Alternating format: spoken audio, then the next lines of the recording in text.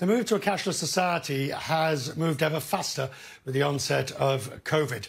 More and more mobile money and digital money providers are doing record business. And Safaricom in Eastern Africa now says it now is controlling 50% of the market in that area.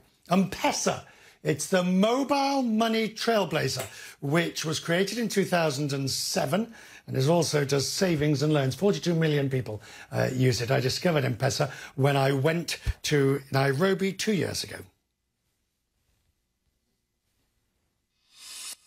Do you take M-Pesa? Yeah, we take M-Pesa. Oh. Yeah, of course they do. M-Pesa? M-Pesa, we can accept. Now this is the real test. Can I buy newspapers using M-Pesa? The CEO of Safaricom is Peter Ndegwa. He joins me now. Good to talk to you, sir. I appreciate it. I see from the latest numbers. Thank you, Richard. Safaricom, you now control 50% of remittances back into the country. And as we look at the growth of M-Pesa and other digital economies, what is your hope for next? Thank you, Richard, for having me on this program. Yes, you're right. And it's good that you've come to Nairobi because sometimes the story of M-Pesa is unbelievable for those who have not been in this country. So, yes, we do control slightly more than 50% of the international money transfers into the country. But the bigger story is what M-Pesa is to the population in this country. We have about 26 million customers in Kenya. And you're right, we have 42 million, including the rest of the region. We undertake about 21 million transactions daily. Right. It is becoming the universal payment platform. You can pay, you can use M-Pesa to pay anything from, yeah. Right. So M-Pesa is there, but it's obviously had a great increase as a result of COVID in the sense that people don't want to touch money. It's a much more simple solution to it. How do you see it now developing? If you are the largest on the block, what do you do next?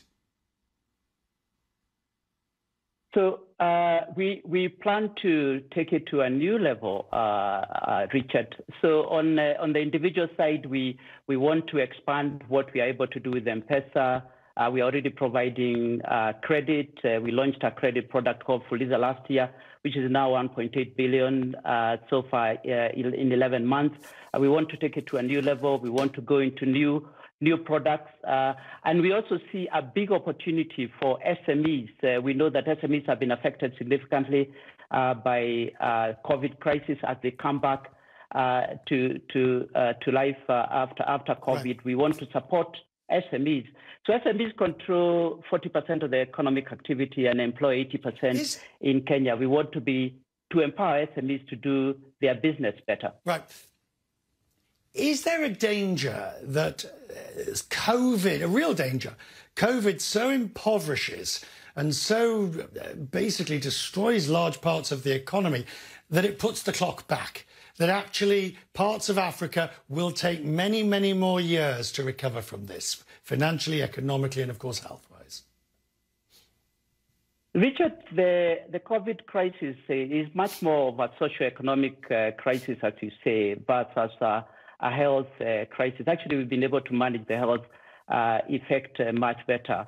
I do believe that we need to support SMEs because most people, 80% of the employment in Kenya and across sub-Saharan Africa comes from SMEs. That's why we are really wanting to empower SMEs right. Using M-Pesa and also through digital services so that we can bring them back. We have partnering with the government, but also other partners across including banks, to support them to come back into the country.